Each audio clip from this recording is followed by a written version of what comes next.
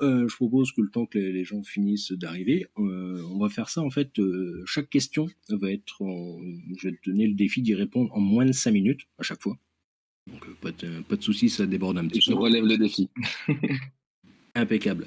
On va commencer par une rapide présentation perso, sans spécialement parler de ton projet, mais Ouais, te présenter toi, un petit peu ton background, etc. Qui tu es, d'où tu viens et où tu veux aller. Voilà, c'est à toi. avec grand plaisir. Tout d'abord, merci beaucoup de me recevoir et ravi d'avoir l'opportunité d'exposer le projet devant tout le monde aujourd'hui. Moi, je viens donc Thibaut Patrouilla, je viens d'Annecy. J'ai fait mes études à Lausanne, parce que j'avais pas envie de quitter trop mes lacs et mes montagnes, et j'ai toujours eu un bon attrait avec la nature. Première expérience professionnelle à Hong Kong. Enfin, avant ça, j'ai été longuement sportif. Je fais tous les sports de glisse et j'ai fait 12 ans de hockey sur glace. Et je suis ensuite arrivé à Paris, toujours passionné par les nouvelles technologies, l'innovation. Je suis passé par des cabinets de conseil et accompagnement de beaucoup de startups. J'ai été toujours freelance dans ma vie professionnelle. Une première boîte que j'ai lancée visait à utiliser les revenus publicitaires pour faire des dons gratuits aux associations. Toujours voulu entreprendre avec un, un bon sens derrière. Et voilà, après de fil en aiguille, avec les conseils en innovation, pas mal d'organisations de Startup Weekend, notamment le Global Startup Weekend Sustainable Revolution, où dans 50 villes dans le monde, en simultané, on essaie de trouver des projets à impact et de les développer. Puis aujourd'hui aussi Global Shapers, qui est aussi un réseau du World Economic Forum. Et après un court passage à 42, j'ai commencé à développer cette entreprise avec mes associés et on en parlera plus derrière. Ok, eh bien super, je t'ai présenté en 2 minutes, impeccable.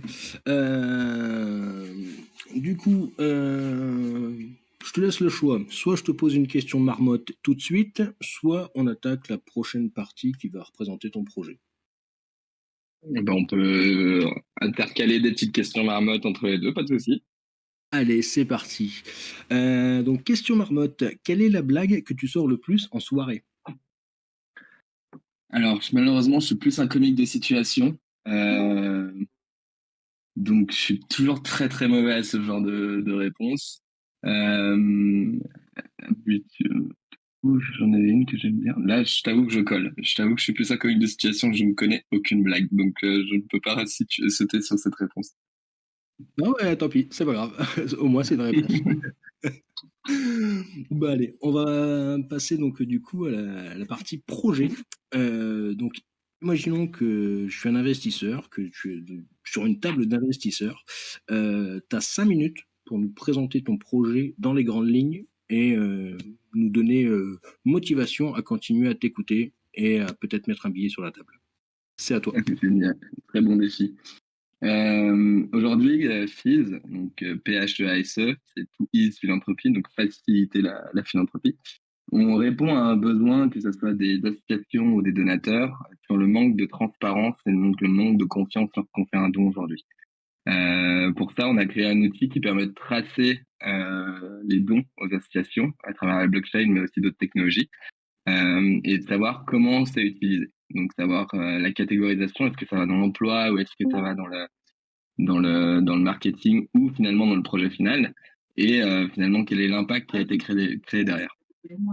Et outre tout ça, on crée pas mal d'outils annexes pour utiliser cette transparence. Et l'objectif, le premier objectif, c'est de créer une plateforme de dons pour les associations.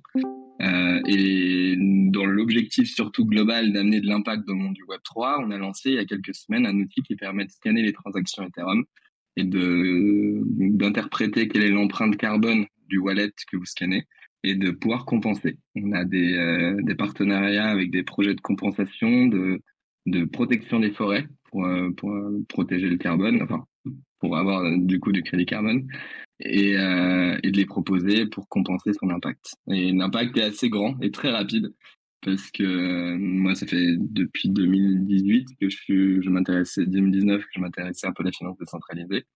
Et j'étais à 4 tonnes et demie 4 tonnes et demie de carbone à compenser, qui fait à peu près 4 allers-retours Paris-New York. Donc voilà ce que c'est FIS aujourd'hui. C'est l'opportunité de comprendre comment enfin, de comprendre comment on peut suivre les dons aux associations et comment avoir un meilleur impact et surtout redonner confiance aux donateurs. Ok, eh bien merci. Donc, si tu devrais résumer ton projet en une phrase, et pas une phrase à la Une Bayrou ou en politique qui fait 20 minutes, hein. Non, t'inquiète pas. En une phrase, FIS, c'est un outil de transparence comme un dashboard pour les associations qui vise à redonner confiance aux donateurs. Magnifique. Bah, écoute, je pense que c'est à peu près clair pour tout le monde. Je Euh, l'espère. Ou alors, faut qu'on non, s'entraîne plus. non, mais je pense que du coup, on va accepter de continuer de t'écouter et qu'on va poursuivre ce petit débat. Bah, je vois que du coup, tu es rapide, concis, ce qui me laisse le temps de poser plusieurs questions marmottes. Tu ne t'étales pas trop, c'est plutôt Je prends des sympathique. risques alors. Euh, Quel est l'acte ou la chose dont tu as le plus honte? Oula, ma gourmandise. Je peux facilement finir une journée et terminer et vider le frigo vraiment dans tous ses recoins. Ok, ça marche. Euh, alors, on va reparler un petit peu de ton projet. Donc, tu nous as expliqué rapidement que c'était pour faire donc la traçabilité comment ça s'appelle, à destination des associations, Tout tout à en fait. permettant de compenser l'empreinte carbone qu'on peut laisser au travers de la blockchain. Exactement. En fait, pour résumer un peu autrement, on a cette base de traçabilité et on a cette plateforme entre compensation pour le monde du Web3 ou don pour les associations qu'on a déjà en partie lancé, en tout cas sur la partie scan de l'impact et traçabilité. Et, euh, et en fait, la traçabilité, elle est la même pour les crédits carbone ou les dons. On sait, une fois qu'on a payé, on ne sait jamais comment c'est utilisé. Et c'est justement là-dessus qu'on essaye d'amener une solution. Ok, bah donc du coup, tu as commencé un petit peu à répondre à la prochaine question.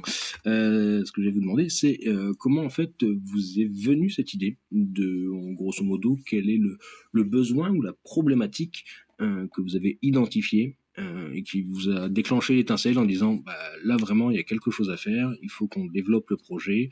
Vas-y, je Ouais. te laisse La me genèse, raconter un petit peu cette histoire. Donc, ouais, la de genèse prendre du du recul, projet. là, on était sous dans un bar, etc. On a eu telle réflexion, on est Non, entre nous, c'est malheureusement, d'accord.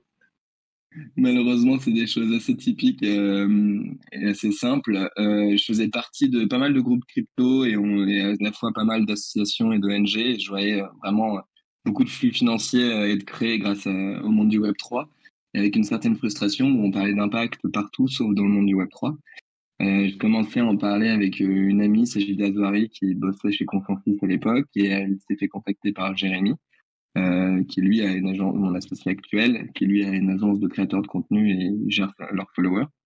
Et on a eu envie, dans la jeunesse du projet, en fait, de créer une crypto et une communauté, donc sous forme de DAO, qui, à chaque fois que la crypto serait tradée, viendrait financer des fonds communs qui seraient votés, dont la répartition serait votée sous forme de DAO pour investir sur des projets à impact. On a bossé sur ce projet pendant 5, 6 mois, à partir de, ouais, non, un peu plus, parce que on s'est mis à fond à partir de juin 2022 et on a pivoté à partir de novembre. On avait un momentum qui jouait pas, et surtout, on n'arrivait pas à créer un modèle dans notre tokenomics pour faire en sorte que le fait de prendre une commission sur chaque transaction, de faire en sorte que la crypto ne tombe pas. Et étant dans l'impact, on avait une certaine responsabilité. En faisant pas mal d'interviews avec des potentiels utilisateurs, il y a deux choses qui remontaient. C'était je ne donne pas parce que je n'ai pas confiance et je préfère investir. Donc c'était pour ça qu'au départ, on avait lancé la crypto sur l'aspect je préfère investir et se dire que les personnes pourraient avoir un impact même en investissant. Et puis on s'est du coup attaqué au deuxième sujet, c'est je n'ai pas confiance. On s'est dit c'est parfait, la blockchain, ça permet de donner cette traçabilité et de voir où ça va. Et c'est là qu'on a commencé à attaquer ce sujet.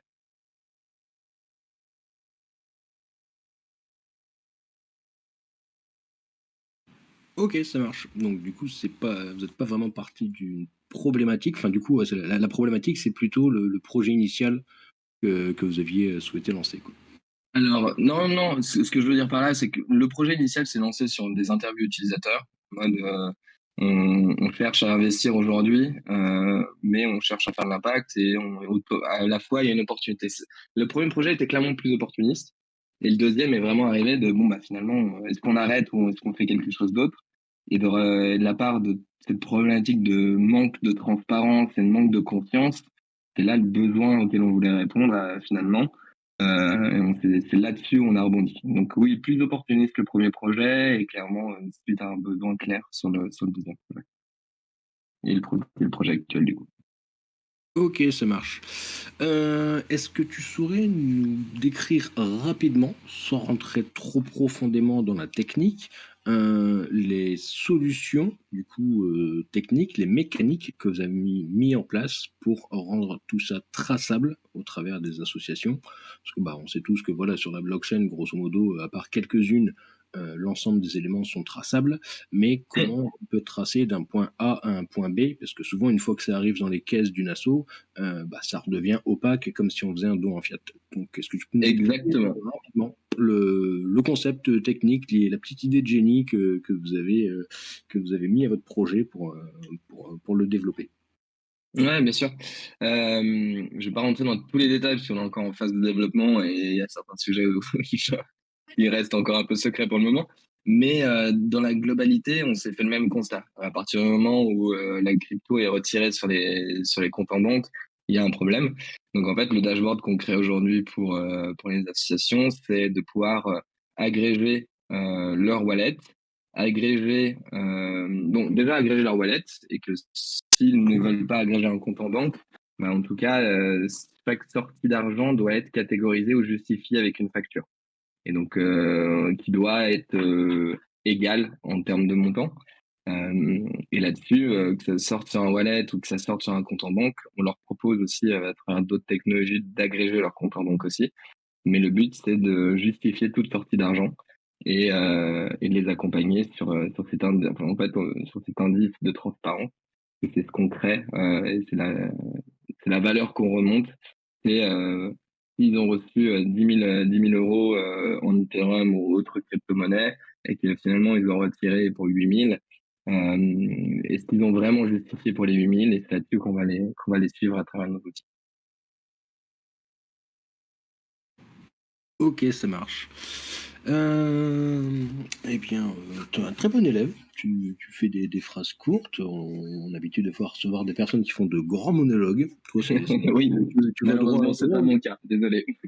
Non, non, non, mais c'est pas malheureusement, hein. Je veux dire, c'est un atout aussi. Enfin, moi, j'aime bien bah, qu'on s'est concis, qu'on s'est clair, Pas qu'on bien. savait pas discours politique où on essaye de noyer le poisson dans ce qu'on raconte. Non, je suis très mauvais pour ça. C'est un défaut que je trouve qualitatif. Alors, moi, je te propose de mettre une petite question marmotte. En fait, je pense que si tu réponds aussi bien, comme ça, tu vas avoir le droit à plein de questions marmottes. Génial.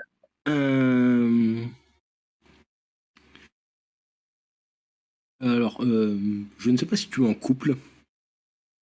Je le suis. Ok, alors, imaginons Attention, que les zones dangereuses. ta partenaire te laisse le ou la tromper avec une star de cinéma. Lequel ou laquelle choisirais-tu? Ah, je reste sur les bons cultes Friends de l'époque.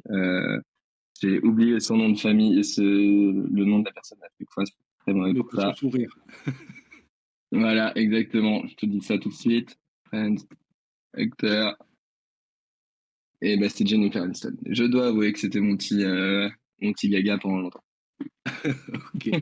Ouais, c'est bien, tu restes accroché aux valeurs sûres. Exactement.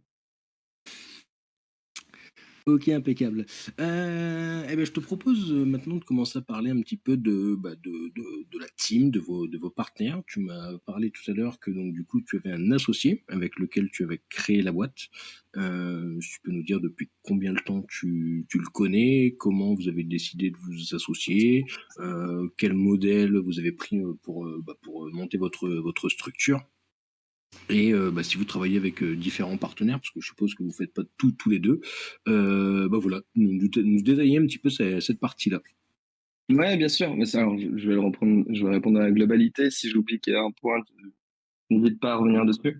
On s'est rencontrés en novembre 2021, il me semble. On a commencé un peu à réfléchir autour du sujet et on s'est lancé vraiment à fond en juin 2022.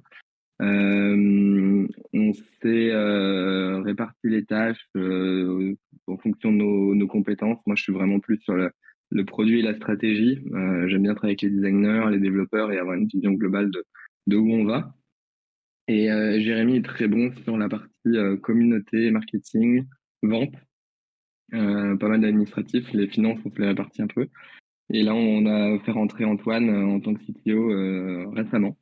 Antoine, j'avais bossé avec lui chez un client, chez Sofinco, il y a quelques années. Donc c'est cool de pouvoir faire entrer une personne avec une casquette technique. Et il nous a donné une super verbatim quand on l'a rencontré, c'était qu'il voudrait être utilisateur de l'outil. Et ça, c'est quelque chose auquel on n'avait pas pensé enfin, dans le process de recrutement. Donc c'était vraiment génial qu'il nous dise ça. On est aujourd'hui sous forme de SAS. On avait commencé sous forme d'association. Parce que sous notre plateforme de financement des associations, on réfléchit à la tournée sous forme de DAO. En France, avoir une association pour porter une DAO est toujours assez intéressant. Et donc maintenant, on réfléchit à cette dualité association et entreprise, et on évolue dans ce sens-là. Il y avait pas mal de questions ensemble. Est-ce que j'ai répondu à toutes? Dans la globalité, oui. Peut-être revenir sur sur la partie associée. Donc Ouais, j'ai perdu son prénom, pourtant c'était avec nous juste avant. Jérémy et Antoine. Voilà. Du coup, Jérémy, tu le connais depuis longtemps. Comment ça s'est passé? Pas du Comment tout. Vraiment, novembre 2021, il contacte pas mon partenaire, la personne avec qui je travaillais sur ce projet à l'époque, parce qu'elle avait été nommée dans Forbes Women, les femmes à suivre dans le monde de la blockchain dans le magazine Forbes. Et Jérémy, c'est une de ses plus grandes qualités, il y va toujours au kilo, et il l'avait contacté. Et du coup, on avait commencé à échanger les uns avec les autres pour voir si nos projets pouvaient avoir un sens à se réunir. Et du coup, Sajida, qui était très prise dans ses missions, et elle avait beaucoup de choses aussi à faire sur le merge d'Ethereum. On a continué avec Jérémy et c'est un beau défi hein, de rencontrer quelqu'un en ligne. On habite aujourd'hui tous les deux sur Paris. Et moi, j'habite encore beaucoup sur Annecy.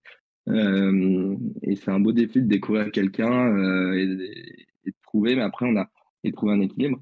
Mais ce qui était génial, on a toujours mis un point d'honneur sur la communication et lorsqu'il y a quelque chose qui va pas, ou même quand il y a quelque chose qui va bien, on le dit et on avance à deux. Maintenant, on va avancer à trois, maintenant qu'il y a notre CTO qui rentre. Et l'objectif, c'est vraiment d'avoir ce trio de prise de décision pendant quelques temps et d'être très ouvert sur toutes les discussions qu'il y a à avoir parce que on l'a tous les deux vécu dans des expériences précédentes. S'il y a quelque chose, s'il y a un non-dit, enfin, c'est très long et ça devient un bagage et on veut éviter tout non-dit dans notre relation. Ok, eh ben, j'espère pour vous que ça va continuer comme ça. On espère aussi.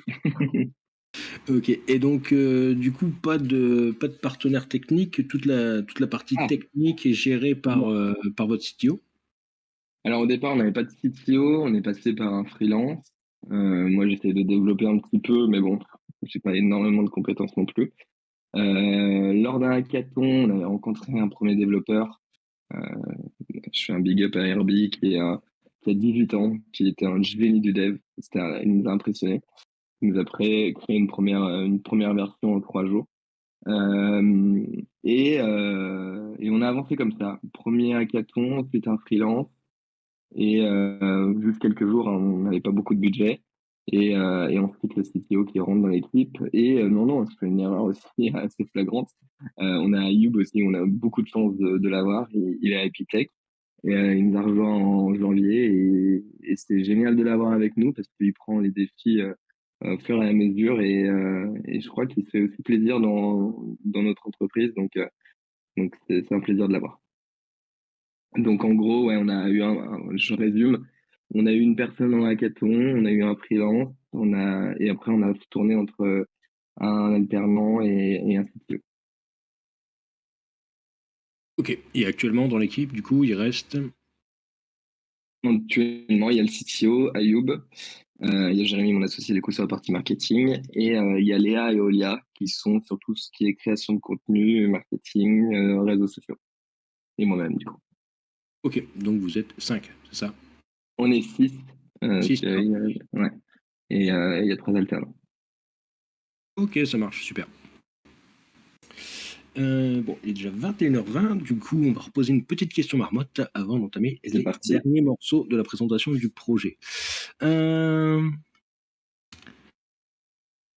Tu as fait une grosse bêtise dans ton entreprise et l'ensemble de tes associés t'infligent une punition et tu as le choix entre deux punitions.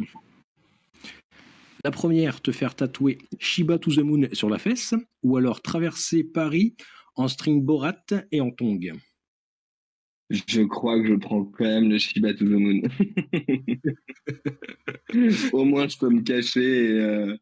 Et au pire, une fois, il y aura une deuxième connerie, il y aura un string et on verra les deux. Mais je pense que je prends le tatouage pour la première erreur. Pour en vouloir quand même porter Shiba Mmh. to the Moon à vie, hein. Ah ouais, mais bon, voilà. C'est long Paris quand même. Et bon, il a beau faire chaud.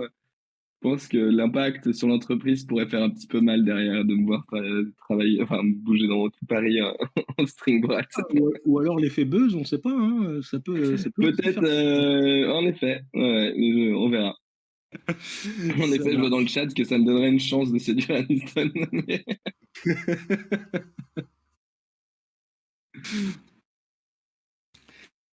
Ok. Du coup, on va parler maintenant un petit peu de votre modèle économique. Bien Euh, sûr. Qu'est-ce que sur du coup votre besoin de traçabilité et on va dire problématique un petit peu de savoir ce que font les associations des fonds récoltés. Qu'est-ce que vous avez dessiné comme modèle économique? Parce que bah, maintenant vous avez créé du coup une entreprise, vous n'êtes plus une association, Tout à fait. donc vous avez besoin de faire rentrer de l'argent. Bah voilà, je te laisse nous expliquer un petit peu comment vous allez faire rentrer de l'argent tout en fournissant à des associations qui en ont besoin. Ouais. Bah, en fait, le modèle économique nous a été apporté par les associations. Aujourd'hui, elles se financent avec beaucoup de plateformes gratuites et il y a un service client qui peut laisser à désirer, en tout cas en termes de réactivité. Et donc, les associations nous ont demandé de créer un modèle économique sous forme d'abonnement, selon la taille de l'entreprise, selon les montants récoltés. Et donc, aujourd'hui, on a 3 modèles, alors qui seront peut-être menés à évoluer, hein, on est encore en test and learn. L'objectif, c'est pour les associations qui récoltent moins de 100 000 euros par an. On est en train de réfléchir à un modèle gratuit, uniquement sans commission. Les associations qui récoltent entre 100 000 et 1 million, un modèle à 120, à 119 euros par mois. Et les associations qui récoltent plus d'un million à 499 euros. Et encore, je vous le dis, on est en train de tester le modèle de pricing. Et après, on prendrait une commission facultative sur la plateforme de don. Donc, c'est vraiment la plateforme de transparence et donc le dashboard de pilotage visé pour les associations. Et après, la commission, c'est vraiment pour la plateforme de don. D'accord, donc si je comprends bien, il y a deux choses dans votre projet. Il y a Ouais. d'un côté une plateforme de dons et de l'autre côté juste une partie qui permet à n'importe quelle association de dire voilà, je suis transparente, vous pouvez Mm. savoir ce que je fais de mes sous, c'est ça? Tout à fait, c'est l'objectif. Aujourd'hui, c'est plus ou moins intégré dans la même plateforme parce que on cherche à tester nous-mêmes notre outil. L'objectif demain, pour éviter tout biais en termes de transparence, c'est de se connecter à toutes les autres plateformes de dons et leur permettre de justifier partout pour éviter aucun biais d'information. Et en tout cas, et oui, il y a un outil destiné aux associations qui est vraiment de dire, bon, voilà, j'ai un dashboard, donc un tableau de bord pour piloter mes sorties et les catégoriser. Et il y a un autre outil, alors certes, les assos les utilisent pour lever des fonds, mais c'est surtout pour les donateurs à pouvoir sélectionner et trouver des projets de qualité qui pourraient se faire. Ok, ça marche, super. Eh bien, je te propose une dernière question marmotte avant de rebondir sur ta partie vision. Enfant, quelle fut ta pire punition? Celle qui t'a le plus traumatisé? Oula. Euh... Ouf. On va faire remonter des démons. Non, je plaisante. Non, non, j'ai eu assez de chance en étant enfant où quand on me disait une chose, je devais être assez sage. Euh... Non, c'est que je pouvais peut-être que je pouvais pas jouer à Dofus pendant 5 jours. J'étais un énorme geek de Dofus à l'époque. Ça va, je pense qu'il y a des personnes dont Non, non, mais j'ai pas, des punitions un peu plus sévères. je suis fils unique, j'ai pas été un enfant terrible. Donc, si, si, en vrai, j'ai fait une connerie. J'ai fait un nouvel an chez moi, on devait être 10, on était 60 et clairement, il y a eu beaucoup de dégâts et de réparations. Et là, à cette époque, je n'avais plus le droit de faire de soirée chez moi ou de soirée tout court jusqu'à ce que je devienne médecin. Mais à partir du moment où je n'ai pas fait des études de médecine, ça pouvait durer très longtemps. Donc, mes parents ont été résiliés à lever cette punition à un moment. Ok, impeccable. Eh bien, écoute, on va passer du coup sur la dernière partie avant de passer un petit peu à toutes les questions de la commu. Donc, du coup, tu parlais de Avec plaisir. vision. Donc, tu nous as exposé un petit peu les bases de ton projet, comment vous l'aviez construit, ce que vous Ouais. aviez déjà à peu près mis en place. Quelle vision vous avez de développement? Donc, tu peux parler de roadmap, ou après, si c'est pas des roadmaps précises avec des points, mais on va dire plutôt plutôt des phases de prise de décision, c'est-à-dire par exemple, il faut qu'on ait fait soit ça d'ici fin 2023 ou fin 2024 pour savoir si on s'oriente dans telle direction ou telle direction. Bref, dis-nous un petit peu comment tu vois la direction de votre projet, quelle direction votre projet va Bien sûr. prendre, comment vous allez évoluer, etc. Ouais. Aujourd'hui, on est 6, on cherche à aller chercher, enfin, voilà, on cherche à aller chercher, t'as compris. On cherche à aller voir du financement public pour bien terminer l'outil comme on peut. On se rend compte que c'est très compliqué, donc on prépare une levée de fonds de précide incessamment sous peu. Le but étant de clôturer la chose à la fin de l'année.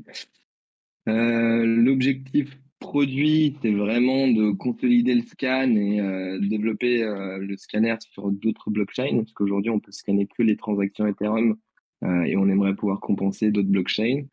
Se rapprocher un peu plus d'un aspect B2B, donc proposer plutôt directement au protocole et aux blockchains directement de compenser leur impact. Un point important, c'est que nous, on ne croit pas trop à la compensation. Du coup, on vend le crédit carbone plus cher pour financer d'autres projets à impact et amener de la transition. Donc, on consolide un peu ce modèle-là. Ça, c'est pendant l'été. L'objectif étant en octobre de lancer la plateforme de dons. On réfléchit, si vous avez pas mal de conseils, on est preneur à créer une DAO à impact sous cette où la plateforme de dons pourrait être un peu autonome sur la sélection des projets et comme ça nous permettrait de nous focaliser sur l'outil de transparence. Et l'objectif, c'est avec les fonds, ouais, de bien consolider les outils et de consolider l'outil de transparence pour qu'en janvier, on va dire, tout soit terminé. À long terme, l'outil de transparence, on veut le rendre disponible à toute entreprise, notamment les projets NFT qui disent donner une partie de leurs revenus aux associations, bah, qui puissent avoir un dashboard où ils puissent prouver euh, que cette fille à impact, elle a été donnée à telle association, combien elle a été élevée et quel a été l'impact finalement fait par cette action. On veut amener ces outils-là, et que ce soit dans le Web3 ou dans les entreprises traditionnelles. Et l'objectif long terme, qui est un peu mon petit rêve depuis toujours et qui est en lien aussi avec ma première entreprise, c'est de se plugger sur des flux financiers existants. C'est pour ça qu'on s'appelle fees. C'est un jeu de mots aussi avec les fees des frais de transaction. Qu'on veut créer des frais de transaction à impact et faire des partenariats avec des exchanges et autres flux financiers pour introduire des dons automatiques et faire des dons voilà, que si un trader à la fin de l'année il doit déclarer ses revenus et ses gains, il puisse aussi déclarer automatiquement les dons qu'il a fait au fur et à mesure de ses trades. Ok. Eh bien, ça me semble plutôt clair. Il y a quand même pas Tant mal mieux. d'ambition. On vient d'arriver au bout de la demi-heure de présentation. Donc je pense qu'on va tout doucement entamer les questions de la communauté. Enfin, moi j'en ai quelques-unes aussi. Ouais, j'en J'en ai vois quelques-unes une aussi. dans le chat. Je pense que tu l'as lu. Et je pense que c'est une question que beaucoup de monde va se poser. Quel intérêt peut-on avoir à faire un don en crypto alors qu'on peut défiscaliser en lui faisant un don en fiat directement? Eh ben, c'est une très très bonne question. Et c'est ce sur quoi on a le plus investi récemment. En gros, aujourd'hui, il n'y a rien dans la législation qui prouve qu'un don en crypto peut être défiscalisé. Et nous, on a travaillé avec nos avocats pour qu'on soit les premiers ou un des premiers, mais de ce qu'on sache, on est les premiers, à faire partir un rescrit fiscal auprès de l'administration française pour valider qu'un don en crypto pourrait être défiscalisé. Parce qu'aujourd'hui, on peut défiscaliser un don en actions, donc des actions boursières, et on veut se plugger sous le même principe de prendre la valeur autentée du don et de pouvoir défiscaliser à cette valeur-là. Et donc, on est en travail avec l'administration pour l'administration française, et du coup, bah, un jour peut-être les autres administrations s'il y a première validation. Mais normalement, ça devrait aller dans le bon sens. On touche du bois. On voit pas trop de raisons d'avoir une réponse négative. Mais c'est déjà une première raison, c'est de dire, bah, si demain on peut défiscaliser son don en crypto, on n'a pas besoin de le sortir sur un exchange, de payer la flat tax et ensuite de faire le don. L'objectif serait de faire un cycle court. Et autre opportunité, c'est déjà bah, de pouvoir passer, grâce à la blockchain, tant que l'argent n'est pas sorti, où il va. Mais nous, notre parti pris, c'est de trouver une solution et développer la solution que même s'il est sorti en devise traditionnelle, qu'on puisse justifier son utilisation. J'espère répondre correctement à la question. Sinon, n'hésitez pas. Ouais. Bah, du coup, moi, je m'interroge, est-ce que quand on fait un don en crypto, est-ce que la personne qui fait le don en crypto ne se retrouve pas également, donc je parle là pour les Français, mais ça concerne aussi pas mal d'autres pays, est-ce qu'il va pas y avoir la flat tax? Parce que enfin, les personnes qui font des dons en crypto ne sont pas tout simplement taxées. Parce que, Mm, si je dis pas de bêtises, en France, si on fait un achat en crypto, tout à fait. on est censé se faire taxer. Donc, est-ce qu'un don, c'est pas un petit peu la même chose? Ouais, c'est un peu le côté caché, par exemple, de toutes ces cartes de crédit, par exemple avec Binance. Si on va payer, il faut se souvenir qu'à chaque fois, on va payer une flat tax et donc se faire imposer 30% de plus. Je n'ai pas encore la réponse. C'est justement ce sur quoi on travaille.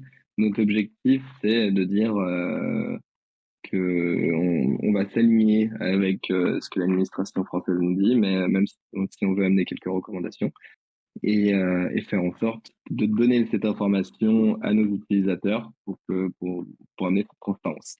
Mais on n'a pas encore eu le retour de l'administration française et on travaille dessus. Ok, ça marche.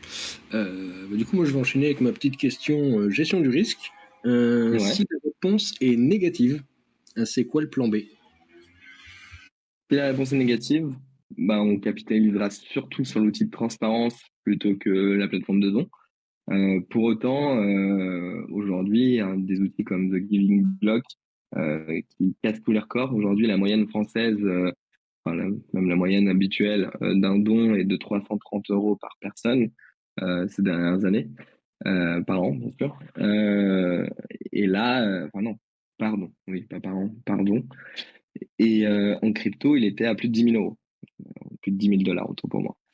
Donc il y a déjà une opportunité de se dire, même si je fais de la flat tax, euh, je peux, en tout cas, parce qu'aujourd'hui, on sait qu'on peut peut-être pas défiscaliser, mais en tout cas réduire ses revenus avec ses dons. Donc ça intéresse certaines personnes. Mais en effet, oui, si la réponse de l'administration française est non, parce que aussi, qui dit la réponse à l'administration française non, c'est habituellement aussi un cadre européen qui est en refus, parce que beaucoup de régulations européennes sont alignées avec la régulation française. Et, bah, déjà, ce sera essayer de leur parler un peu, de rentrer dans un dialogue pour essayer de faire rentrer cette logique. De mon point de vue, si on peut aujourd'hui déduire des actions, enfin défiscaliser des actions, je vois pas de raison qu'on nous empêche de le faire pour les cryptos.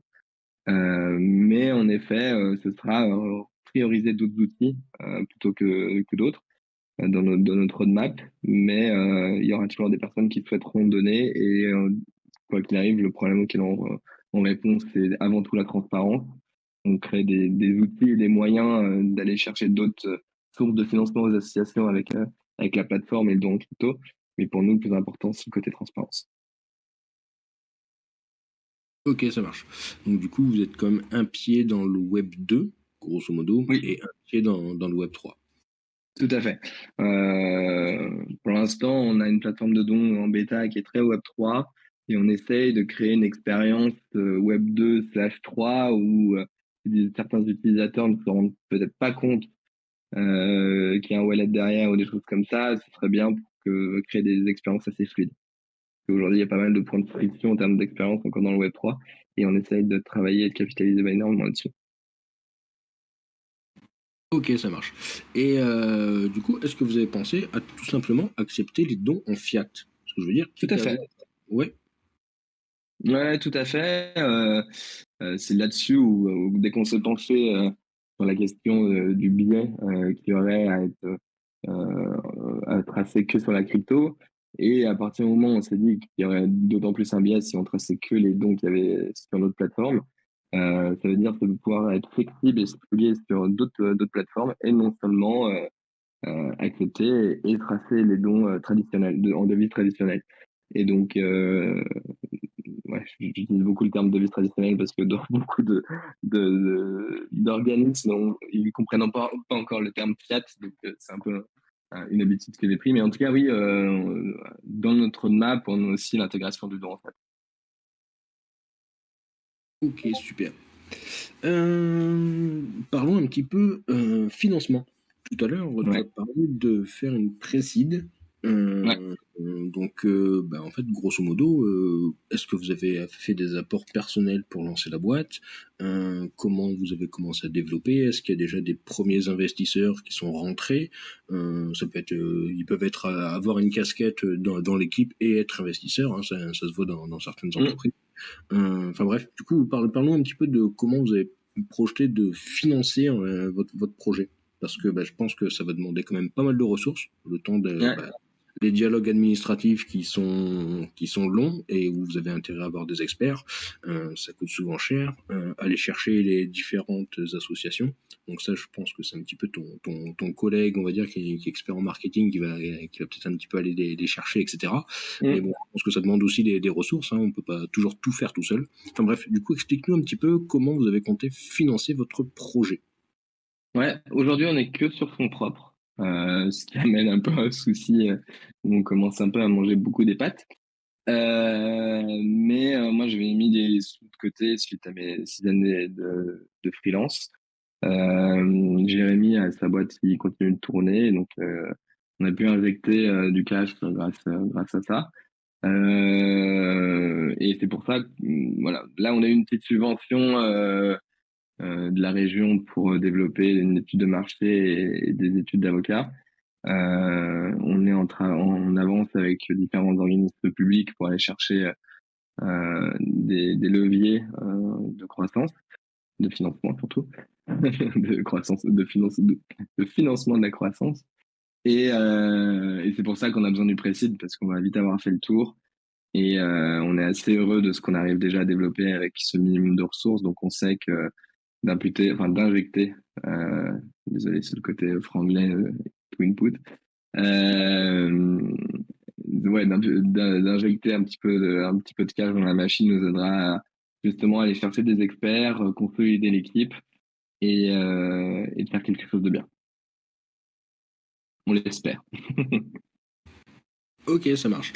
Et du coup, comment vous comptez faire ça? Ça sera du coup la précédente, ça va être au travers des parts de votre entreprise. Ouais. Comment vous comptez les... Ouais, c'est ça? Ouais.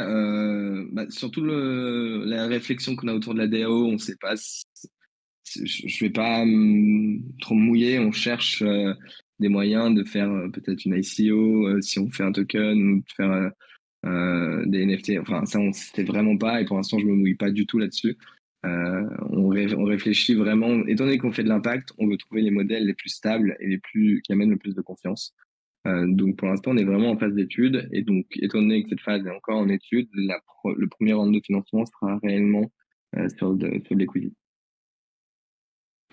Ok. Bah, écoute, je pense que, à titre personnel, je vais te donner mon avis, je pense que c'est une bonne méthode. Parce que il y a beaucoup de projets qui se lancent en disant bah, je vais faire un token parce que je suis orienté Web3, etc. Ouais. C'est pas spécialement ce qu'il faut. Enfin, clairement, les Non, gens mais qui achètent un token, hein, on va pas se mentir, 90% ils attendent à faire une plus-value et pour prendre leur bille derrière. Donc non, je pense c'est que exactement ça. Et on c'est s'en une est bonne rendu compte en travaillant sur les tokenomics excuse-moi, je t'ai coupé un petit peu. On s'est clairement rendu compte en travaillant sur les tokenomics du premier projet. Il y a un engagement à faire et nous, on a une parole avec mon associé et on peut pas. Enfin, si on s'engage et qu'on amène une communauté vers une vision, on veut avoir leur confiance et notamment dans le Web3, ça peut se perdre vite et nous, en faisant de l'impact, on a envie d'aller loin avec la communauté concrète et donc on essaye quand même de faire des choses qui font sens et sur lesquelles on a la confiance. Donc aujourd'hui, sur l'investissement traditionnel equity, bah, au moins on sait que c'est de la valeur de l'entreprise. Clairement, on donnera notre meilleur. Il y a des arnaques aussi, hein. C'est pas le truc le plus fun non plus. Mais on donnera notre meilleur pour que ça puisse croître dans le bon sens et que les projets voient le jour. On était un peu moins en confiance sur les tokens et les projets. Ouais, c'est clairement les tokens. Créer une tokenomics qui est équilibrée, qui permet de donner de la valeur à une communauté sans réduire la valeur globale, c'est très très dur. Et il y a des projets qui s'en sortent bien, mais c'est fragile. Et si un jour on y va, il faut qu'on soit sûr de ce qu'on propose. Est-ce que c'est indexé à du crédit carbone grâce à nos plateformes? Est-ce qu'on arrive on réfléchissait à un truc de proof of fact, donc prouver que la valeur de l'impact qui est créé, qui peut amener de la valeur au token. Vraiment, c'est toutes ces choses auxquelles on réfléchit chaque jour. Mais pour l'instant, on n'arrive clairement pas à s'assurer qu'il pourrait y avoir une valeur qui peut indexer, qui pourrait ramener cette confiance. Donc, en termes de responsabilité, c'est pour ça qu'on part vers l'equity pour le moment. Ok, impeccable. On va parler, je te propose qu'on parle un petit peu de ce qui est mis en place actuellement. Donc, à titre personnel, Jérémy m'avait contacté il y a de ça un petit moment, au début où vous lanciez les tests. Donc, de ce que j'ai compris que tu m'as raconté tout à l'heure, c'était un petit génie de développeur que vous aviez rencontré lors d'un hackathon qui vous aviez développé ça. Ouais. Donc, moi, à l'époque, je l'avais testé. Je vais pas te mentir, hein, comment ça m'avait été présenté à l'époque, je trouvais ça sympa et je comptais l'inclure au projet des Marmotoshi. Tout Ouais. simplement pour en fait voilà, dire que le projet Marmotoshi il aime bien la nature, tout ça, et il fait un don pour effacer ses traces dans la blockchain, entre Bien. parenthèses. Donc à l'époque, quand je l'avais testé, j'avais pris le smart contract des Marmotoshi, donc celui qui gère toute la partie NFT, et ça m'avait ressorti l'empreinte carbone. Donc vous avez fait vos petites améliorations, tout ça, il y a eu des nouvelles versions de sortie, et donc du coup, cette semaine, j'ai testé la nouvelle version, j'ai remis le contrat des Marmotoshi, et là, ça m'a sorti 0. Je n'avais strictement plus rien à payer. Alors que sur la première version, je ne sais plus combien ça Ouais. m'indiquait, hein, mais ça m'indiquait bien que j'avais un impact et que je pouvais du coup y contribuer. Est-ce que ça veut me dire un petit peu qu'est-ce qui a changé entre deux? Ouais, c'est une prise de décision qu'on a eue entre les deux et on le regrette un petit peu. C'est aussi pour ça, si tu te souviens tout à l'heure, je te disais, enfin, je vous disais à tous, qu'on réfléchissait à partir plus vers le B2B, c'est que on a eu peur dans ce fonctionnement de la double compensation. Un certain problème qu'on a clairement pas encore pour le moment parce qu'il faut réussir à prouver la confiance de compenser. Sur la première version qu'on a lancée en février, on prenait en compte les transactions sortantes et entrantes d'un wallet ou d'un smart contract.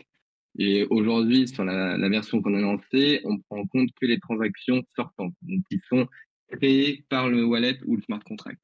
Et en fait, sur ton projet, bah, lorsque les personnes mintent, en fait, c'est qu'une transaction entrante. Et donc, c'est là-dessus où il y a quelque chose à faire. C'est qu'on veut, on a une amélioration à faire pour montrer que lorsqu'il y a un smart contract, il y a une certaine responsabilité du projet. Et donc, faut qu'on améliore, enfin, faut qu'on remette justement ce côté transaction sortante. Ouais, parce que, enfin, du coup, mon point de vue, hein, c'est que moi, je pense que autant il n'y a pas de souci de mon côté au niveau du projet, j'aurais payé la facture. Bon, je vais pas mentir, hein, si ça a commencé à annoncer un truc à 5 chiffres ou même le chiffre que Noémie vient de nous sortir avec son Ouais, wallet. là, beau score, hein. Va falloir commencer à compenser, hein, parce qu'en plus, c'est que les transactions sortantes. Bon, j'aurais peut-être pas fait ça en une fois, en one shot, mais du coup, je pense qu'il y aurait plus de projets qui seraient intéressés à dire, bah voilà, moi, Bien je sûr. compense l'empreinte carbone de mon projet, plutôt que tous les utilisateurs qui ont interagi en fait avec le smart contract du projet. Ouais. Bah, on est clairement en fait en train de faire une amélioration là-dessus. On cherche juste, parce qu'à la base, on a clairement fait notre dernière communication plutôt en B2C. On se rend compte que certaines prises de conscience de la part des utilisateurs, mais que l'argent finalement qui a été fait, c'est quand même plus simple, enfin, plus crédible de l'avoir de la part du créateur du projet, qui a aussi reçu pas mal de fonds pour développer son projet. Donc, on est en train de faire l'amélioration et on essaye de voir si on peut coordonner les deux. C'est-à-dire que si tu compenses ton projet et que d'autres utilisateurs veulent compenser leur wallet, qu'on puisse faire en sorte que d'enlever les transactions qui viennent de ton projet pour pas faire une double compensation. Ok, ouais, honnêtement, ça serait super. Je pense que Ouais, c'est clairement sur la roadmap et on tiendra au courant quand ce sera fait. ok, nickel. Bah justement, tant qu'on parle de roadmap, donc je vais pas mentir, hein, j'ai pas eu énormément de temps et j'avais des petits problèmes de concentration cette semaine. Aucun souci. Je n'ai pas trouvé de white paper, je n'ai pas trouvé de roadmap. Tout Enfin à bref, fait. toutes les petites documentations qu'on est habitué à trouver pour aller fouiner dans un projet, je ne les ai pas trouvées. Et Ouais, je veux savoir pourquoi. Est-ce qu'il y avait une raison? Est-ce que c'est simplement du manque de temps? Enfin bref, si tu peux nous en dire un peu plus là-dessus. exactement comme toi. Clairement du manque de temps. On a voulu se focaliser sur le produit, le développement et le lancement. Et on prend un peu ce moment de temps mort, enfin pseudo temps mort pendant l'été, pour justement capitaliser sur la modification de notre application, la création de contenu. On a envie de mettre beaucoup plus en avant les projets qu'on a qui sont soutenus via cette compensation, donner plus de visibilité sur la répartition des fonds. Et ça passe à la fois sur un parcours utilisateur un peu amélioré et à la fois sur un white paper. On a eu du mal en fait à se dire est-ce que ça vaut le coup de faire un white paper étant donné que on crée pas une tokenomics et on peut l'expliquer sur une FAQ.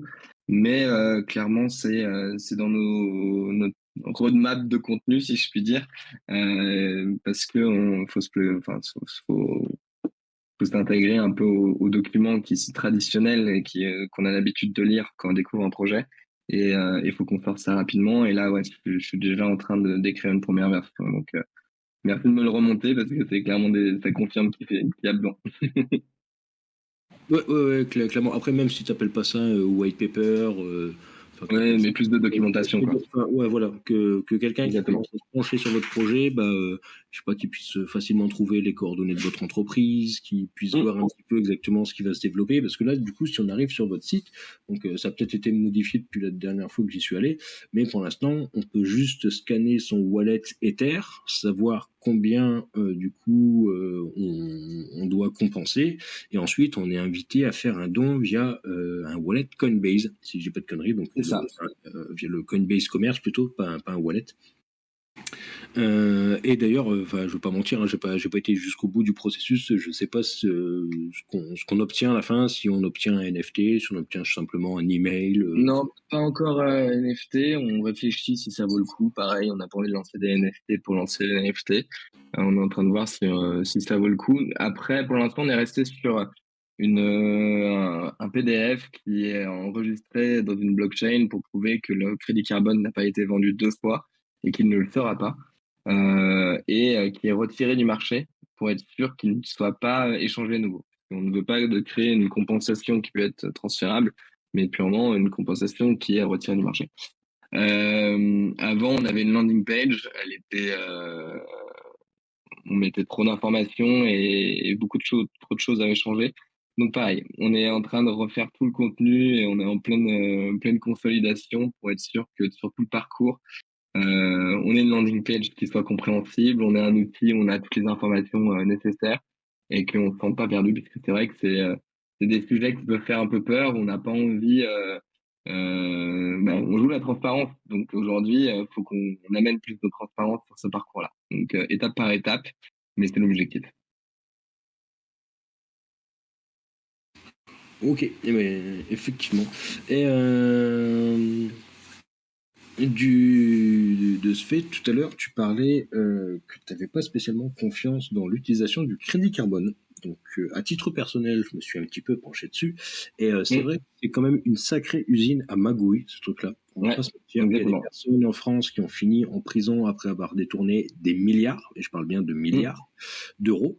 Et donc, du coup, est-ce qu'il n'y a pas une autre solution que le crédit carbone? C'est-à-dire, vous parliez du coup d'aider des associations qui ont des projets justement de développement, etc., envers l'écologie. Est-ce que ça serait pas plus préférable du coup de passer directement par là et d'enlever le crédit carbone, ou est-ce que pour des raisons légales, des raisons de simplicité, enfin bref, il faut quand même laisser le crédit carbone? Moi, je pense que c'est vraiment un beau produit, mais il a été mal utilisé et mal réglementé.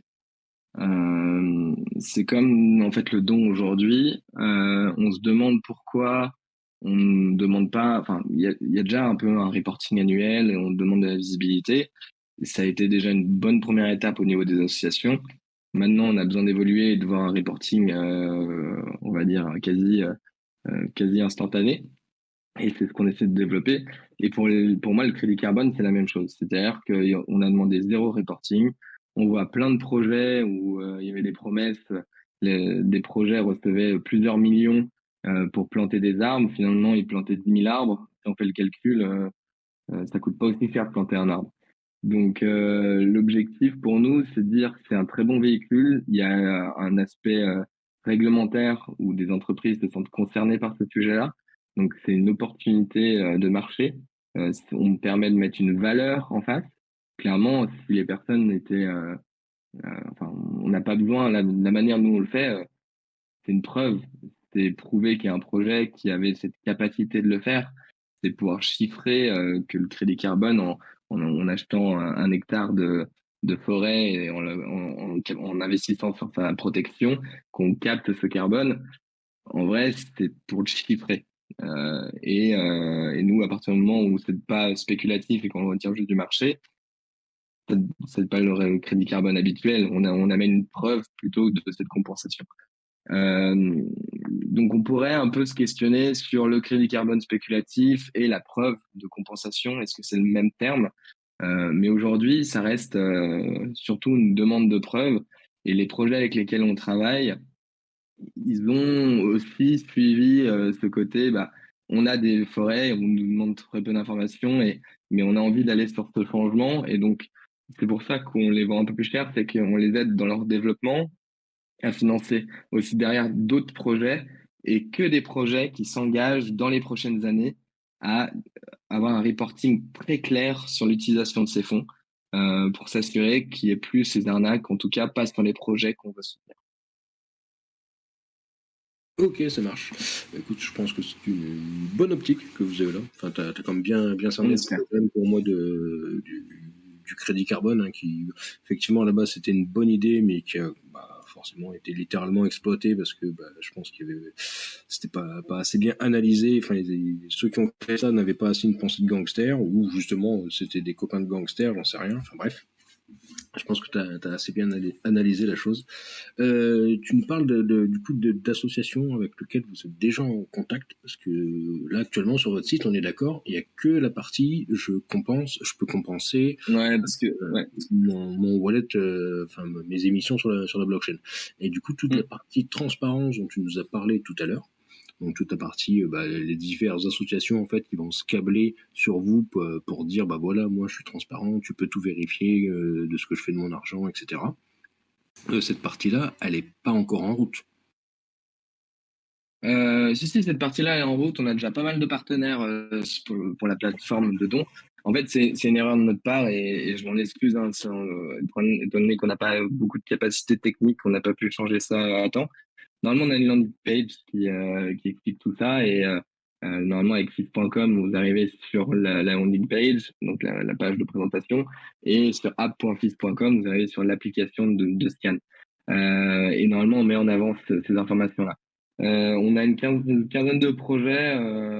C'est plutôt Jérémy qui s'occupe de ce relationnel-là, qui nous suivent et qui sont intéressés. Et en vrai, on n'a pas contacté beaucoup plus parce qu'on avait peur de ne pas pouvoir gérer dans le développement et les retours associatifs.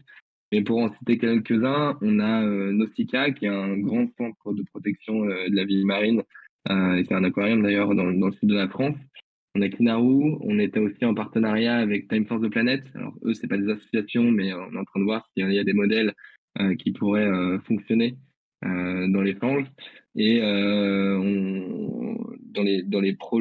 autres associations qui ont suscité un intérêt, on a Wings of the Ocean, on a Jane Goodall Institute et pas mal d'autres associations. Donc on est quand même en bonne route pour ce côté associatif. Donc là, ce qu'on a essayé de faire ces derniers temps, c'était en effet de mettre très en avant le nouveau produit qu'on avait réussi à lancer, qui était donc la plateforme de scan et de compensation. Mais on avance en parallèle très bien sur le côté don et du coup la transparence en parallèle de ces deux autres projets. Ok, alors je viens de vérifier par acquis de conscience pendant que tu finissais tes explications qu'on tape fizz.com, www.fizz.com, ou d'ailleurs on tombe sur un certificat qui est expiré, ou Ouais. app.fizz.com, on arrive sur la même page. Oui, c'est ce que je disais. C'est que on a fait une redirection parce que on avait un article, pour te donner toute la transparence, on avait un article avec un média qui ne tombait pas sur app.fils.com et on voulait s'assurer qu'on tombe sur la bonne plateforme.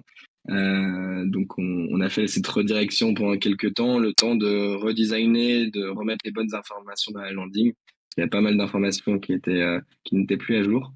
Et donc là, dans les prochaines semaines, sur fils.com, vous verrez la landing page avec toutes les informations et tous les partenaires et la roadmap claire, ainsi que les documents que vous recherchez. Sur app.fils.com, il y aura ce scanner.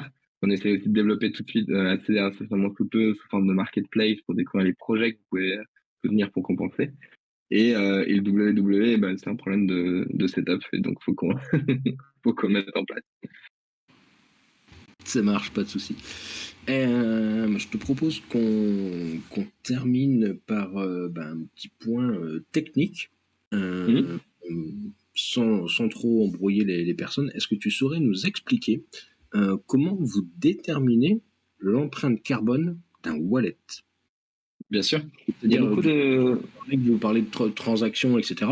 Mais je Ouais, pense que, par exemple, la blockchain Ether, une transaction sur la blockchain Ether, ça va pas être le même crédit carbone, enfin, ça va pas être la même empreinte CO2 plutôt que une transaction sur la blockchain Avalanche ou tout Polygon, à fait. etc.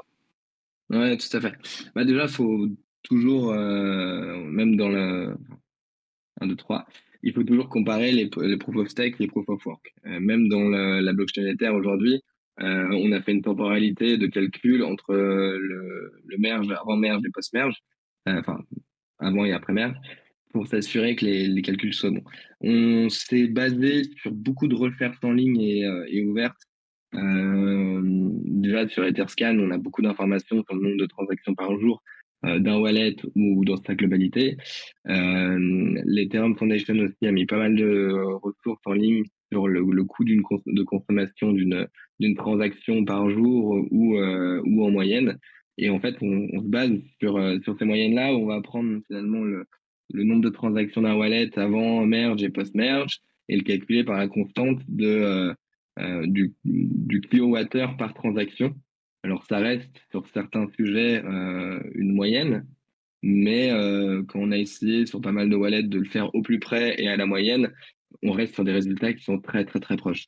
Et donc, pour faciliter la vitesse de calcul et l'expérience utilisateur, pour l'instant, on reste encore sur cette moyenne. On est en train de voir si on a d'autres moyens d'arriver au plus près, mais on parle en fait de juste de quelques grammes, parfois de kilos sur certains sujets, mais on n'atteint jamais des grosses fourchettes de différence. Ok, ça marche. Eh bien, je te remercie pour les explications. Je vois qu'il y a Jimmy qui a une question. Une association, c'est une nébuleuse qui peut être internationale. Comment pouvez-vous vous assurer qu'elle retranscrira sur la blockchain? Ce qui, moi, j'ai bien compris, c'est pas sur la blockchain spécialement qu'elle va retranscrire, mais au travers de votre dashboard en connectant Exactement. son compte en banque, c'est ça? C'est parfait, tu réponds pour moi. Mais pour aller plus en détail, en effet, l'association va pouvoir agréger ses wallets, agréger ses comptes en banque, et nous, on va lire et lui demander de justifier toutes les transactions sortantes qui ne sont pas internes à ses comptes en banque et à ses wallets. Et donc, à toute transaction sortante, l'association sera demandée de justifier, catégoriser. Donc, quand je dis justifier, c'est amener une facture ou un devis en face. On est en train de voir la faisabilité et les connexions qui sont possibles d'être faites. Et sinon, c'est vraiment catégoriser et dire, bon, bah, cette transaction sortante, c'est fait en faisant de l'emploi en interne. Une transaction sortante, c'est pour le projet, pour amener des bouteilles d'eau à un village ou des choses comme ça. Ok, ça marche. Eh bien, pour moi, je pense qu'on a fait le tour des grosses questions. On est dans les temps, ça fait 1 heure. Génial. Que la communauté a d'autres questions à poser. Surtout, n'hésitez pas, hein, que ce soit à l'écrit ou en vocal. Il n'y a pas de souci, vous savez que vous êtes les bienvenus. Bonjour, bonjour. Est-ce que vous m'entendez? Tout à fait. Ouais, non, j'étais en train d'écrire, mais en fait, j'ai arrêté parce que j'étais en train de faire un parallèle vicieux avec l'écotaxe. Et en fait, non, tout ce qui m'interpelle dans le projet, c'est cette culpabilisation tout le temps des gens qui participent à l'écosystème plutôt que des projets qui touchent les sous. Et je trouve ça un petit peu vicieux quand même. Bah, c'est justement pour ça qu'on fait cette modification et c'est un très bon retour durant l'échange. On l'a aussi identifié et on s'est posé une question et on fait des tests. Pour nous, c'est pas une culpabilisation, c'est plus un outil éducatif et une prise de conscience. Mais clairement, étant donné que c'est les projets qui vont souvent recevoir le plus de fonds, on est en train de modifier l'outil dans ce sens-là et l'objectif était à la base pour nous de faire du bruit à travers les utilisateurs pour prise de conscience de la part de ces projets. Et on se rend compte qu'il faut peut-être qu'on attaque directement les projets. Enfin, attaquer, c'est un grand mot, hein, c'est ce que je veux dire en termes de stratégie, qu'on aille parler plus aux projets directement. Mais je suis tout à fait aligné avec ce retour-là. Ouais, c'est ça en fait. Plutôt qu'attaquer les gens qui vont participer à des projets qui s'enrichissent, hein, forcément, parce que tout le monde est quand Bien même là sûr. pour ça et c'est bien normal. Aller taxer plutôt les gens qui reçoivent les fonds plutôt que ceux qui les dépensent pour participer justement aux gens qui construisent l'écosystème. Parce qu'en fait, c'est un peu double peine du coup, quand même. Voilà, bah, ouais, c'est la double peine qu'on veut éviter. Mais voilà, en fait, on n'avait pas de solution technique dans le premier lancement d'éviter la double compensation. Donc, on s'est dit, on s'axe plutôt sur les wallets. Mais l'intérêt premier était vraiment de se tourner vers les protocoles et les créateurs de projets. Et donc, on est en train de faire des modifications dans ce sens-là. Ok, donc c'est intéressant. Mais c'est vrai que dans le premier sens, je trouve ça gonflé, quoi. Ouais. Donc, Non, mais hâte de très voir bon la suite. retour et ouais, c'est gentil. Merci beaucoup.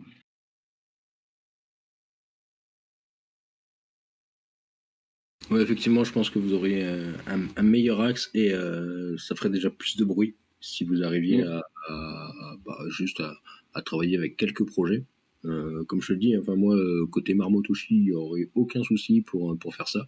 Alors, je t'avoue que je privilégierais, enfin, je serais plus en phase à ce que mes dons soient versés directement à une asso que de passer par l'histoire de crédit carbone. Étant donné que pour moi c'est un peu magouilland, hein, l'histoire du crédit carbone, même si je pense qu'il y a une partie qui sert quand même un petit peu. Je serais plus en phase à ce que limite je pense que quand vous cherchiez tout à l'heure à savoir vers quels assos vous voulez trouver une solution pour savoir quels assos retenir, vers où diriger les fonds, etc. Je pense que ça, vous devriez le laisser directement au projet. Vous sélectionnez une paire d'assauts et en fait les gens lors de leur don ils disent bah ok moi je vais faire mon don à tel assaut ou à tel assaut ou à tel assaut ou à tel assaut tu vois. Tout à l'heure quand je parlais de marketplace, c'était justement ça, donner le choix et la visibilité des projets pour parce que là ça reste une bêta, on a essayé de lancer quelque chose, de faire des tests, mais on est tout à fait en ligne avec ce que tu disais. Ok, bah, formidable. Enfin, enfin, en tout cas, c'est ma manière de voir les choses. Je pense que ça serait les gens, si on laissait aux gens choisir ce qu'ils veulent qu'on fasse de leurs impôts, je pense qu'on aurait une bien meilleure éducation, une bien meilleure médecine, un bien meilleur service des pompiers. Enfin bref, tout ce qui sert vraiment le social serait vraiment beaucoup plus développé. Et là, je pense que si tu laisses aux gens choisir l'assaut qui leur tient à cœur, moi je suis plus pour les océans, je suis plus pour les trucs de la forêt, etc. Je pense que ça marcherait un petit peu mieux. Après, je pense que si tu as beaucoup d'assauts, ça peut être compliqué. Enfin, je vois mal des gens aussi scroller pour choisir parmi 100 assos.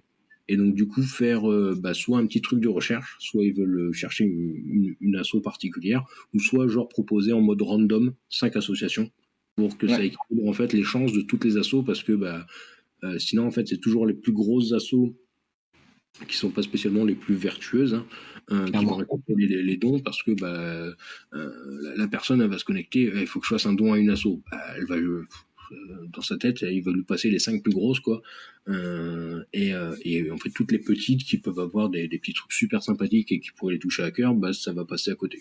Donc je pense qu'une solution random, enfin quelque chose d'aléatoire en fait, à chaque fois, ça peut être pas mal. Et puis avec aussi une solution de recherche si la personne connaît une asso, qu'elle veut spécifiquement donner une asso qui est enregistrée chez vous, quoi. Ouais, clairement. Merci beaucoup pour ce feedback. C'est en effet ce qu'on prévoit de mettre en place. Donc, ça valide nos hypothèses. Merci beaucoup. Mais de rien, avec plaisir.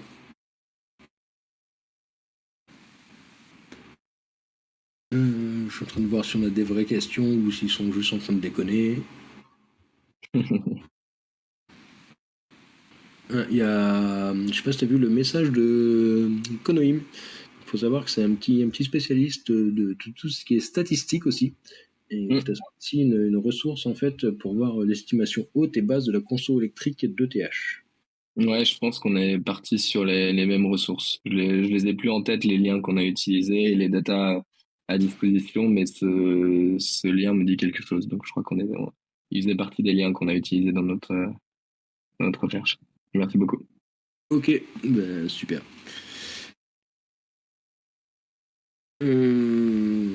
Est-ce qu'il y a des marmottes qui ont encore des questions? Vous avez le droit de poser des questions marmottes aussi. Hein. Faut pas ouvrir une boîte de Pandore là.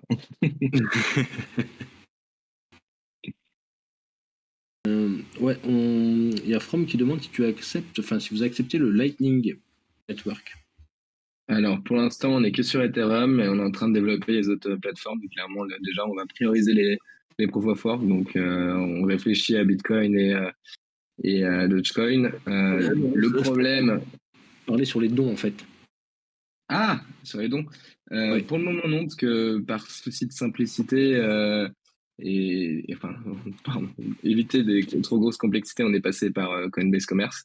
On essaye de développer nos propres contrats de dons et clairement, par contre, c'est sur la roadmap de faire en sorte de donner la flexibilité au donateur de choisir son réseau. Ok. Bonne question. Alors, Konohime qui nous demande est-ce que vous ferez une sorte de veille contre le greenwashing dans le Web 3? C'est vrai que c'est un petit sujet quand même ça. Alors, ça dépend ce qu'on entend par là. Une partie du sujet, j'en parlais tout à l'heure, justement sur pas mal de projets qui disent donner une partie de leur reward à des associations, finalement, et pareil sur les fondations des gros protocoles. Hein. On voit aujourd'hui que du déclaratif sur les réseaux sociaux, et le but de notre plateforme qui sera adaptée pour les entreprises et les projets du Web3, ce sera de prouver que cette transaction a eu lieu et quel a été l'impact de cette transaction et de faire en sorte que la transaction aille vers des projets qui suivent cet outil de transparence. Euh, Après, je sais pas sinon ce qui pourrait être interprété par greenwashing, mais l'objectif, c'est en tout cas de prouver que si une action est communiquée de la part d'un projet Web3, qu'elle ait vraiment eu lieu. Ok, ouais, comme tu disais, avec les mises de facture en face, etc. Exactement. Ok, super. Eh bien, écoute, pour ma part, je pense qu'on a fait le tour de toutes les questions. Après, je pense qu'on pourrait continuer à parler technique. Enfin, moi, quand je suis lancé dans la technique, on pourrait continuer à parler des heures. Mais je veux que ça reste digeste pour nos auditeurs, pour les marmottes. Je te remercie en tout cas de ta venue. Je te remercie Merci à toi pour pour les l'accueil. satoshi que tu as versé à toutes nos marmottes. Je pense qu'elles seront te remercier comme il faut sur les réseaux. Et si tu as quelque chose à ajouter, surtout, n'hésite pas, c'est le moment. Non, bah, surtout pour te remercier et remercier toute la communauté pour leur écoute. C'était mon premier AMA et c'est une très bonne expérience. Et donc, merci pour votre écoute, pour vos questions, pour vos feedbacks, parce qu'on essaie aussi de faire évoluer l'outil grâce aux utilisateurs. Donc, merci beaucoup et on va faire en sorte d'aller dans le sens de vos attentes. Eh bien, écoute, ravi de t'avoir pu te donner des pistes. En tout cas, je pense que grosso modo, c'est une bonne idée. Enfin, ne serait-ce que sans parler de partie Web3. Déjà, donner de la transparence aux associations, je pense que ça peut être pas mal. Parce que je pense qu'il y a beaucoup d'assauts, si on veut leur faire un don, mais qu'on demande à avoir accès à la comptabilité, elles seront pas spécialement d'accord. Peu importe la taille du don qu'on est prêt à leur faire. Et donc ça, je pense que ça peut être pas mal et ça peut permettre, on va dire, à l'avenir que certaines assos se démarquent d'autres parce qu'elles sont plus sérieuses, mais c'est juste que du coup elles capitalisent moins par les dons et je pense que la transparence, ça peut attirer justement plus de dons. En effet, c'est aussi l'objectif, d'assainir un peu cet écosystème. Eh bien, très bonne idée. Je pense que vous avez encore pas mal de boulot. J'espère Oui. que vous allez trouver quand même des investisseurs pour rentrer dans votre projet. Donc, n'hésitez pas à bien penser en fait parce que les investisseurs, hein, une fois qu'ils ont mis le billet, ça reste comme la plupart des gens, hein, ils veulent un retour sur investissement. Donc, pensez bien votre modèle économique. N'hésitez pas à le revoir, à toujours prévoir des plans B quand ça se passe pas comme vous voulez. Comme je vous disais au départ, si vous avez par exemple un refus d'administration française, etc., prévoyez toujours des plans B pour savoir comment vous allez faire et pas vous retrouver la tête devant le mur et puis pris d'urgence et devoir prendre des décisions dans l'urgence. C'est généralement c'est rarement constructif, ouais, voilà. Ouais. Non, très clairement, c'est ce qu'on fait. Pour répondre aussi à une question là, que les comptes rendus annuels des assos sont publics, je me permets. En effet, ils le sont, mais même les assos avec qui on a échangé nous disent qu'ils sont très peu digestes. Et donc, c'est aussi pouvoir comparer avec ces comptes rendus et les rendre plus digestes. Et oui, en effet, on prévoit un peu pas mal de plans de stratégie selon les réponses qu'on aura. Et merci pour tes retours. On essaye de faire au mieux et d'imaginer un peu tous les scénarios dans le développement. Ça marche. Et puis dès que votre partie smart contract est de nouveau opérationnelle, n'hésitez pas à me pinguer, parce qu'on va pas se mentir, hein, je vais pas aller checker toutes les semaines, mais ce sera un plaisir que de mettre en avant que les marmottes sont vertes. Génial, avec un grand plaisir, merci beaucoup. Avec plaisir. Eh bien, sur ce, s'il n'y a plus de questions, je vous propose qu'on en reste là. Très bonne soirée à toutes et à tous. Merci bien Thibaut pour ta présence. Merci bien pour la réponse à toutes tes questions. Et puis je te souhaite une bonne continuation. Et puis n'hésite pas à se repinguer si vous avez des infos, etc. à faire passer. On sera heureux de les retransmettre pour vous. Avec grand plaisir. Merci beaucoup. Mais de Très bonne rien. soirée. Merci bien. Toi aussi. Ciao, ciao.